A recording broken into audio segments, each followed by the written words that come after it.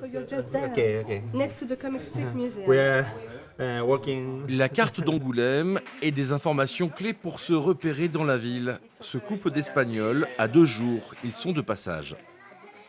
On va en profiter pour visiter la ville et elle me paraît plutôt jolie. Les Espagnols font leur grand retour cette année en juillet, une augmentation de 40% auprès de l'Office du tourisme d'Angoulême. L'image BD est une des attractivités de la ville, comme le confirme cette touriste anglaise.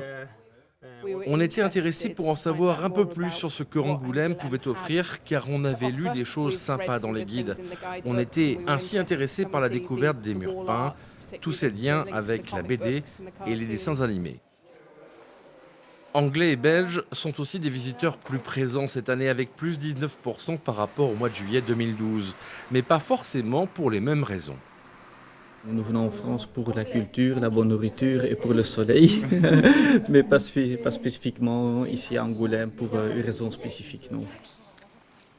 Musée, environnement, culture, régulièrement, l'Office capitalise sur ses atouts pour fidéliser sur 2 jours des touristes qui n'étaient que de passage.